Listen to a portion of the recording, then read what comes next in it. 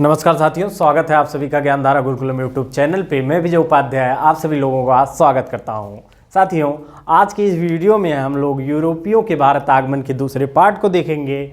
जैसा हमने पहले पार्ट में डच और पुर्तगालियों के बारे में अध्ययन किया, इस वाले पार्ट में हम लोग अंग्रेज़ों के बारे में अध्ययन करेंगे कि अंग्रेजी कंपनी अर्थात अंग्रेजी ईस्ट इंडिया कंपनी ने भारत में कैसे प्रवेश किया और कैसे उन्होंने अपनी शक्ति को धीरे धीरे चरणों में एक उन्नत की तरफ अर्थात एक शिखर की तरफ ले जाने का प्रयास किया, जिसके परिणाम स्वरूप लगभग समझिए कि 200-250 वर्षों तक भारत में अंग्रेजी ईस्ट इंडिया कंपनी का शासन बरकरार रहा। इसी को मित्रों इस वीडियो में हम लोग समझने का प्रयास करेंगे और देखेंगे कि क्या वो कारण थे जिसके कारण अंग्रेजी ईस्ट इंडिया कंपनी अन्य यूरोपीय कंपनियों की तुलना में ज़्यादा समय और ज़्यादा प्रभावी तरीके से पूर्वी क्षेत्रों पर अपना नियंत्रण और प्रभुत्व कायम कर सकी। तो आइए मित्रों, चलते हैं अपने आज के टॉपिक यूरोपीय कंपनियों के भारत आगमन के दूसरे पार्ट की तरफ। ठीक है मित्रों, अब देखिए, जब हम लोग दूसरे पार्ट की तरफ बढ़ें अर्थात यूरोपीय कंपनियों या यूरोपियों के भारत आगमन के दूसरे पार्ट की तरफ बढ़ें, तो कुछ चरणों में हम लोग देखेंगे कि वह क्या क्या घटनाएं होती हैं और कैसे यूरोपीय कंपनियों का भारत में आगमन होता है। लेकिन यूरोपीय कंपनियों के भारत आगमन को हम लोगों ने पहले वीडियो में दो कंपनियों अर्थात पुर्तगाली और डच के बारे में अध्ययन कर लिया है। इस वाले में हम लोग अंग्रेज़ों के बारे में अध्ययन करेंगे। तो सबसे पहले जो अंग्रेज़ों का भारत में आगमन होता है साथियों, देखिए उनका मोटिव जो था वह यही था कि पूर्वी क्षेत्रों की जो उस समय की बहुत बड़ी विरासत थी, बहुत हम कह सकते हैं कि बहुत ज़्यादा धनी वर्ग यहाँ था, इसी के लालच से यूरोपीय कंपनियां भारत में आती हैं। यहाँ के वैभव को देख के यूरोपीय कंपनियों का आगमन पूर्वी क्षेत्रों अर्थात भारत के क्षेत्र में होता है। तो सबसे पहले जब इसमें हम लोग देखते हैं कि जब अंग्रेजी ईस्ट इंडिया कंपनी का भारत में आगमन होता है तो उसमें जो सबसे महत्वपूर्ण कारक होता है वह होता है महारानी एलिजाबेथ का चार्टर एक्ट।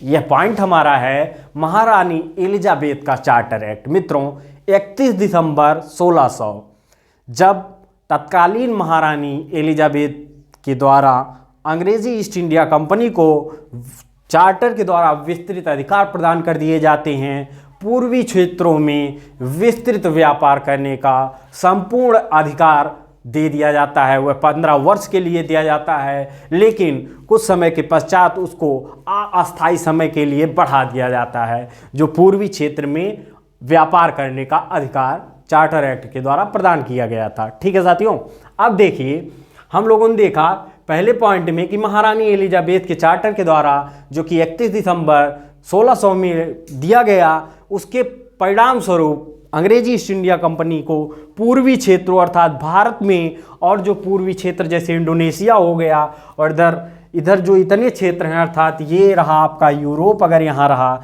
ये अफ्रीका रहा आपका, तो इस क्षेत्र में अधिकार करने का अर्थात व्यापार करने का अधिकार इस क्षेत्र में, ये जो इतना क्षेत्र है भारत का हो गया, इधर इंडोनेशिया आपका हो गया, तो इन क्षेत्रों में व्यापार करने का अधिकार मित्रों दे दिया गया चार्टर एक्ट के द्वारा। किसको? ईस्ट इंडिया कंपनी को। तो सबसे पहला पॉइंट हम लोगों ने यही देखा कि 31 दिसंबर 1600 में चार्टर एक्ट के द्वारा ईस्ट इंडिया कंपनी को पूर्वी क्षेत्र में विस्तृत व्यापार करने का अधिकार प्राप्त हो जाते हैं। ठीक है, इसके बाद हम लोग देखते हैं उस समय जैसे आज हम लोग देखते हैं कि राजदूत एम्बेसडर भेजे जाते हैं एक देश से दूसरे देशों में, अर्थात जैसे भारत के एम्बेसडर श्रीलंका या अन्य देशों में जिस प्रकार भेजे जाते हैं उसी प्रकार अन्य देशों के एम्बेसडर यानी राजदूत भेजे जाते हैं अन्य देशों में। ठीक है, तो उसी प्रकार पहले भी ये क्रम चलता रहा है। तो अंग्रेजों के द्वारा अर्थात ब्रिटिश के द्वारा भारत में दो दूत भेजे जाते हैं। कौन कौन से? एक का नाम था विलियम हॉकिंस और एक का नाम था टॉमस रो। ये नाम याद रखना है। दो दूत भेजे जाते हैं। पहले का नाम था विलियम हॉकिंस और दूसरे का नाम था टॉमस रो। ठीक है, तो देखिए विलियम हॉकिंस के आने का जो समय था उस समय जहांगीर के शासनकाल में 1609 में विलियम हॉकिंस मुगल बादशाह के दरबार में आते हैं क्या व्यापार करने के कुछ अधिकार प्राप्त करने, लेकिन उनको अधिकार प्राप्त नहीं होता है। उसके बाद आते हैं दूसरे दूत आते हैं कौन, थॉमस रो। तो थॉमस रो का जो कार्य है वह है 1615 में आते हैं और इन्होंने जहांगीर के दरबार में आने के पश्चात लगभग 5 वर्ष 1619 तक रहते हैं। 1615 में आते हैं और 1619 तक रहते हैं। इनको व्यापार करने के अधिकार तो नहीं प्राप्त होते हैं, पूर्णतः जहांगीर के द्वारा नहीं दिए जाते हैं, लेकिन कुछ कंपनियां कुछ किले बनाने के अर्थात कुछ ऐसे क्षेत्र बनाने का अधिकार दे दिए जाते हैं। तो इन्हीं के द्वारा हम लोग देखते हैं कि नींव यहाँ अर्थात हम कह सकते हैं कि अंग्रेजों ईस्ट इंडिया कंपनी की नींव बनाने का कार्य इन्हीं दोनों लोगों के द्वारा अर्थात 2 लोग जो दूत भेजे गए, इन्हीं के द्वारा यहाँ कंपनी की नींव रखे जाने का कार्य प्रारंभ किया जाता है। तो इस प्रकार हम लोगों ने देख लिया क्या कि 2 दूत आते हैं। विलियम हॉकिंस कब आते हैं, एक लोग आते हैं 1609 में और दूसरे आते हैं यानी थॉमस रो आते हैं कब, 1615 में। अब देखिए इस प्रकार हम लोगों ने देखा 2 दूत भेजे जाते हैं। इसके बाद देखिए अंग्रेजों का व्यापारिक विस्तार, अंग्रेजों के व्यापारिक विस्तार को हम लोग समझें तो सबसे पहला जो पॉइंट आता है वह है किसका, 1611 में कैप्टन मिडलेटन का नाम आता है। क्यों आता है इसको अगर हम लोग समझें तो सूरत के निकट स्वाति होल के क्षेत्र में जब पुर्तगाली जहाजी बेड़े को इन्होंने कैप्टन मिडलेटन ने परास्त कर दिया, बुरी तरह परास्त किया। तो इससे जो मुगल बादशाह थे जहांगीर, उस समय जो मुगल बादशाह थे, इन्होंने यह बहुत प्रसन्न होते हैं अर्थात बहुत प्रभावित होते हैं कैप्टन मिडलेटन से और इनको कंपनियां बनाने का अर्थात जैसे यहाँ सूरत में कंपनी अर्थात किले बनाने का, कंपनी की कह सकते हैं किलेदारी करने का अधिकार दे देते हैं कौन, जहांगीर। और किससे प्रभावित होते हैं, किस घटना से, तो 1661 में कैप्टन मिडलेटन के नेतृत्व में स्वाति होल में, मतलब सूरत के क्षेत्र स्वाति होल में जो पुर्तगाली जहाजी बेड़े थे उसको कैप्टन मिडलेटन बुरी तरह पराजित करते हैं। इससे मुगल बादशाह जहांगीर बहुत प्रसन्न होते हैं। तो हम लोगों ने अब तक देख लिया कि 1661 की वह घटना जब कैप्टन मिडलेटन के नेतृत्व में पुर्तगालियों की बुरी तरह पराजय होती है, तो इससे जो जहांगीर थे वह बहुत प्रभावित होते हैं और इनको कंपनी की हम कह सकते हैं किलेदारी करने के अधिकार दे देते हैं। तो इस प्रकार कंपनी की स्थापना चूँकि हम लोगों ने पहले के वीडियो में देखा है। इसके बाद देखिए अब जो सबसे महत्वपूर्ण है, चूँकि वर्चस्व की जंग चल रही थी उस समय भारत में, जब कंपनियां यूरोपीय शक्तियों का आगमन होता है तो हम लोगों ने कैसे देखा कि पहले पुर्तगाली आते हैं, फिर डच आते हैं, दूसरे नंबर पे डच आते हैं, इसके बाद तीसरे पे अंग्रेज आते हैं, फिर उसके बाद चौथे फ्रांसीसी आते हैं। तो इस प्रकार हम लोगों ने देखा था। उसको आगे भी अगला वीडियो जो आएगा इसके पार्ट का वह फ्रांसीसियों के ऊपर आएगा और कैसे युद्ध के द्वारा वो पराजित होते हैं इसके ऊपर रहेगा। लेकिन हम आज के वीडियो पे आते हैं। तो हम लोगों ने देखा पहले पुर्तगाली आए, फिर डच आते हैं, फिर अंग्रेज आते हैं, फिर फ्रांसीसी आते हैं। तो उन्होंने अपनी कंपनी अलग अलग जगह स्थापित की। तो उस क्रम में देखिए एक महत्वपूर्ण डिप्लोमेटिक घटना घटती है, जिसे हम डिप्लोमेसी कहते हैं। कैसे उस समय समझिए कैसे डिप्लोमेसी की गई थी। जो 1622 की घटना है, चार्ल्स द्वितीय जो थे, इनसे जो पुर्तगाल की एक राजकुमारी थी इनकी शादी कर दी जाती है। किससे, 1622 में चार्ल्स द्वितीय से किसकी शादी होती है, पुर्तगाली राजकुमारी की। और जिसके परिणाम स्वरूप क्या होता है, पुर्तगालियों ने ये जो मुंबई का क्षेत्र था इन्होंने पुर्तगालियों ने किनको दे दिया, तो चार्ल्स सेकंड को दहेज के रूप में दे दिया जाता है। अब देखिए ये डिप्लोमेसी होती है कि मतलब दहेज में दे दिया गया इनको बम्बई का क्षेत्र चार्ल्स द्वितीय को। उसके बाद चार्ल्स द्वितीय ने क्या किया, ईस्ट इंडिया कंपनी को वह क्षेत्र दे दिया। तो यहाँ यह भी समझिए कि कैसे हम लोग देख रहे हैं कि अंग्रेजों की जो शक्ति है, सामरिक शक्ति है, उसमें वृद्धि होती है, उत्तरोत्तर वृद्धि हो रही है। कि कैसे डिप्लोमेसी के तहत पुर्तगाली राजकुमारी से चार्ल्स द्वितीय ने विवाह किया और दहेज में मुंबई का क्षेत्र ले लिया। चूँकि मुंबई और ये जो था मद्रास और कोलकाता, ये बंदरगाह उस समय के थे और ये काफ़ी चूँकि व्यापारिक दृष्टि से बहुत ही महत्वपूर्ण क्षेत्र थे। बम्बई और मद्रास हो गया और कोलकाता, ये व्यापारिक दृष्टि से बहुत ही प्रभुत्व संपन्न क्षेत्र थे जिस पर अंग्रेज़ों ने नियंत्रण करने का प्रयास किया। तो पहला प्रयास तो यही था कि डिप्लोमेसी के तहत इन्होंने पुर्तगालियों से बम्बई का क्षेत्र ले लिया। इसके बाद हम लोग देखते हैं बेदरा का युद्ध। चूँकि डचों को बेदरा के युद्ध में 1759 में अंग्रेजी ईस्ट इंडिया कंपनी ने बहुत ही बुरी तरह पराजित किया बेदरा के युद्ध में, जिसके परिणाम स्वरूप डचों की भारत में जो सामरिक शक्ति बनने की मतलब एक कोशिश थी उस पर बुरी तरह आघात लगता है और डचों की मनोदशा में बहुत ही गिरावट आती है और इससे अंग्रेज़ों की मनोदशा में बहुत ही उत्तरोत्तर वृद्धि होती है। तो 1759 आपको याद रखना है, बेदरा का युद्ध, जिसमें डचों को अंग्रेजी ईस्ट इंडिया कंपनी बुरी तरह पराजित करती है। इससे भी अंग्रेज़ों की सामरिक शक्ति में अर्थात हम कह सकते हैं उनकी जो मोटिव में बहुत ही वृद्धि होती है कि भारत में ऐसे शासन करना है, ऐसे अपनी शक्ति में वृद्धि करनी है। ठीक है, इसके बाद हम लोग देखते हैं, अब देखिए हम लोगों ने देख लिया कैसे उत्तरोत्तर उनकी शक्ति में, सामरिक शक्ति में, और कैसे एक शक्ति संपूर्ण रूप से शक्तिशाली बनने की दिशा में कदम धीरे धीरे बढ़ा रही है अंग्रेजी ईस्ट इंडिया कंपनी। तो इस प्रकार अब अंग्रेज़ों ने व्यापारिक विस्तार पे ध्यान देना शुरू कर दिया कि व्यापारिक विस्तार किस प्रकार से किए जाएं भारत में।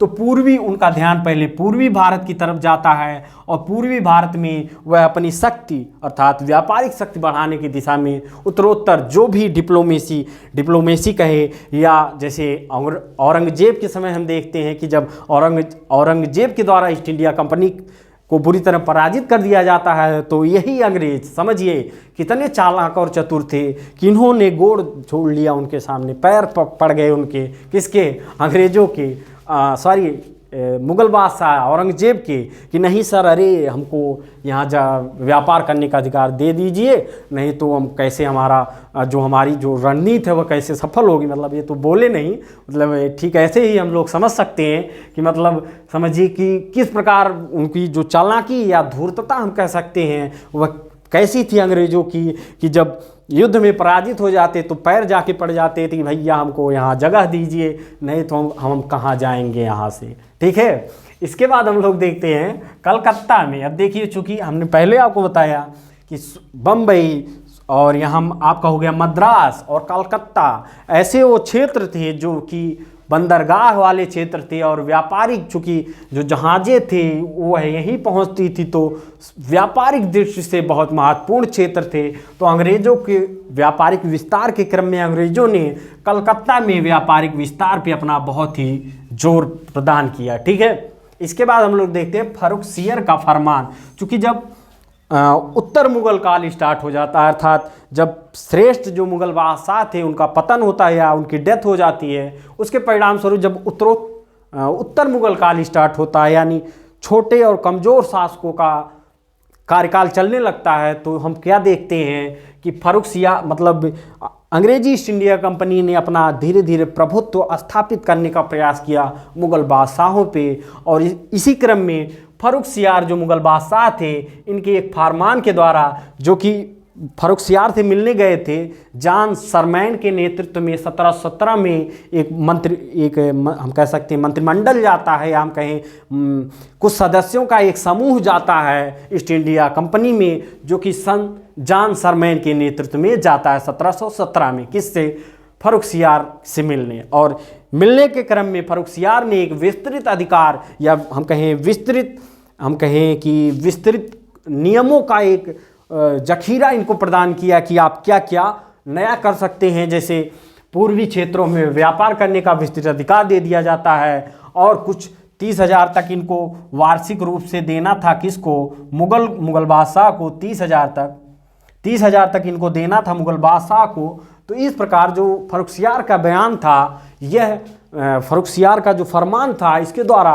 कंपनी ने अपनी सत्ता को अर्थात अपनी जो शक्ति स्थापित करने का उनका प्रयास चल रहा था, इसकी दिशा में बहुत ही महत्वपूर्ण कदम ईस्ट इंडिया कंपनी ने बढ़ाया फर्रुखसियार के फरमान के द्वारा। फर्रुखसियार ने जो फरमान दिया, उसके जो कुछ नियम और कानून थे, उनके द्वारा इनके मतलब ईस्ट इंडिया कंपनी की शक्ति में बहुत ही तीव्र गति से वृद्धि होती है। और कंपनी जो कि अपना मोटिव सेट कर चुकी थी कि भारत में अब धीरे धीरे शासन की बागडोर अपने हाथों में लेना है, उस दिशा में कंपनी उत्तरोत्तर अपना विस्तार कदम या हम कहें कदम बढ़ाने का प्रयास बराबर कंटिन्यू जारी रखती है। ठीक है, इसके बाद हम लोग देखते हैं सर जॉर्ज 2-3 उस समय के जो कह लें हम ईस्ट इंडिया कंपनी में जो शासक थे, उनके नेतृत्व में जो ईस्ट इंडिया कंपनी का कार्यकाल चला, उसको भी हम लोग थोड़ा सा देख लेते हैं, चूँकि इम्पॉर्टेंट है इनके ही कार्यकाल में कंपनी के कह लें हम कंपनी के दिशा में या कंपनी के कार्यों में उत्तरोत्तर वृद्धि होती है, कंपनी की शक्ति में उत्तरोत्तर वृद्धि होती है। तो उनका नाम है सर जॉर्ज ऑक्सेंडन के नेतृत्व में जो इनका कार्यकाल था 1662 से 1669 तक। तो इनके कार्यकाल में भी कंपनी की शक्ति में उत्तरोत्तर वृद्धि होती है, व्यापारिक कार्यों में वृद्धि होती है, व्यापारिक क्षेत्रों में वृद्धि होती है, नए नए क्षेत्रों की स्थापना की जाती है, नए नए कंपनियों की नए कह सकते हैं किलों की स्थापना की जाती है, जहां से इनके केंद्र स्थापित किए जाते हैं और जहां से इनके व्यापारिक निर्देशन के कार्य संपन्न हो सके। ठीक है, उसके बाद आते हैं जेराल्ड आंगियर का नाम आता है 1669 से 1677 तक। इनके भी कार्यकाल में कंपनी के कार्यों और कंपनी की शक्ति में उत्तरोत्तर वृद्धि देखने को मिलती है। उसके बाद नाम आता है सर जॉन चाइल्ड का। इनका कार्यकाल था 1682 से 1690 तक। इनके भी कार्यकाल में क्या होता है साथियों, कंपनी की जो शक्ति थी सामरिक शक्ति में और जो उसकी एक मोटिव था, उसके मोटिव में बराबर और उत्तरोत्तर वृद्धि देखने को मिलती है। तो इस प्रकार हम लोगों ने देखा कि लगभग जो कंपनी का मोटिव था उसको हम 3-4 पॉइंट में कवर कर लिए हैं। क्या, पहले तो कंपनी को कैसे महारानी के चार्टर द्वारा विस्तृत व्यापार करने के पूर्वी क्षेत्र में विस्तृत व्यापार करने के अधिकार प्राप्त होते हैं। उसके बाद हम लोग देखते हैं जो 2 दूत भेजे जाते हैं, विलियम हॉकिंस और थॉमस रो। ठीक है, इनके भी कार्यों को हम देखते हैं कि कैसे जहांगीर के शासनकाल में 2 लोग आते हैं जहांगीर के दरबार में दूत बन के और कुछ अधिकार प्राप्त करने का प्रयास करते हैं। इसके बाद हम लोगों ने देखा अंग्रेजों का व्यापारिक विस्तार। हमने देखा यहाँ कोलकाता आपका है, यहाँ कोलकाता हो गया और यहाँ हो गया आपका मद्रास। तो इस प्रकार ये हो गया आपका मुंबई। तो यहाँ जो ये बंदरगाह थे इन पर लगभग कंपनी ने अपनी पकड़ मजबूत करने का बराबर प्रयास किया। तो हम लोगों ने देखा कि इधर पूर्वी क्षेत्र भी हमारा कवर हो गया, कलकत्ता। तो इस प्रकार लगभग यह समझने का प्रयास करें कि अंग्रेजों के व्यापारिक विस्तार में जो 3 पॉइंट थे, जो कारगर पॉइंट 3 कारगर पॉइंट या हम कहें 3 ऐसे कारक रहे जो कि उनके व्यापारिक शक्ति में विस्तार के क्रम को बराबर वृद्धि प्रदान करते रहे। तो वह थे पूर्वी भारत में व्यापार करने का जो कार्य उन लोगों ने किया, वह भी महत्वपूर्ण था। उसके बाद कलकत्ता में व्यापार के केंद्र स्थापित करने का प्रयास रहा, वह भी बहुत कारगर रहा। उसके बाद हम लोग देखते हैं फर्रुखसियर का फरमान जो था, इसके भी द्वारा अंग्रेजी ईस्ट इंडिया कंपनी के व्यापारिक क्षेत्रों में उत्तरोत्तर वृद्धि देखने को मिलती है। इसके बाद हमने देखा व्यापार एवं विस्तार का प्रभाव। चूंकि देखिए व्यापार और विस्तार के प्रभाव को हम लोग कुछ ही शब्दों में समझ सकते हैं कि कैसे जब ईस्ट इंडिया कंपनी ने अन्य अपने प्रतिद्वंदियों अर्थात डचों को, पुर्तगालियों को, फ्रांसीसियों को भी देखेंगे किस प्रकार बड़ी ही आसानी से, बड़ी ही चालाकी पूर्वक पराजित किया। मतलब एक कह सकते हैं प्रतिद्वंदिता की स्थिति में उनको कुछ ही मतों से या हम कहें अनेक कारकों के द्वारा उनको पीछे छोड़ दिया। और कैसे अन्य यूरोपीय देशों की तुलना में या हम कहें जो भारत में अन्य यूरोपीय कंपनियों का आगमन होता है उनमें सर्वोच्च स्थिति को प्राप्त किया, सर्वोच्च स्थान को प्राप्त करती है। यही हमको देखना है कि अपने कुशल जो उनका माइंड था, कह लें धूर्तता हम कह सकते हैं या चालाकी हम कह सकते हैं, इसी के द्वारा उन लोगों ने अन्य कंपटीटर को पीछे धकेल दिया अंग्रेजी ईस्ट इंडिया कंपनी ने। और इस प्रकार लगभग 250 वर्षों तक भारत में शासन करने का उनका जो क्रम है वह कंटिन्यू चलता रहता है। तो प्यारे साथियों, हम लोगों ने लगभग वो जो जितने भी इम्पॉर्टेंट पॉइंट हैं लगभग इस टॉपिक से रिलेटेड वह हम लोगों ने इस वीडियो में अभी तक कवर कर लिया है। आपको याद रखना है 1622 की घटना बहुत महत्वपूर्ण है, जब चार्ल्स द्वितीय ने पुर्तगाली राजकुमारी से विवाह कर लिया। यह भी घटना बहुत महत्वपूर्ण रही। और बेदरा का युद्ध भी बहुत महत्वपूर्ण रहा 1759 की घटना। और उसके पहले 1661 की घटना कैप्टन मिडलेटन के जब नेतृत्व में यहाँ सूरत के निकट जब ईस्ट इंडिया कंपनी ने इनको पराजित किया कि इनको पुर्तगालियों को, तो यह भी घटना कुछ ऐसे कारक रहे जिसके परिणाम स्वरूप अंग्रेजी ईस्ट इंडिया कंपनी अपने प्रभाव को अपने व्यापारिक शक्तियों में उत्तरोत्तर वृद्धि करती रही। ठीक है मित्रों, अब हम लोग अगले वीडियो में फ्रांसीसियों के बारे में अध्ययन करेंगे, फ्रांसीसी ईस्ट इंडिया कंपनी के बारे में अध्ययन करेंगे और उस वीडियो में कुछ युद्धों का भी जिक्र करेंगे जिसके परिणाम स्वरूप अंग्रेजों का कैसे वर्चस्व बराबर स्थापित रहता है। ठीक है मित्रों, आशा करते हैं आपको यह वीडियो पसंद आया होगा। पसंद आने पे लाइक और शेयर करना बिल्कुल ना भूलें। जो लोग चैनल पे नए हैं चैनल को सब्सक्राइब जरूर करें और बने रहें ज्ञानधारा गुरुकुलम के साथ। जय हिंद, वंदे मातरम। Thank you so much. Thank you for watching.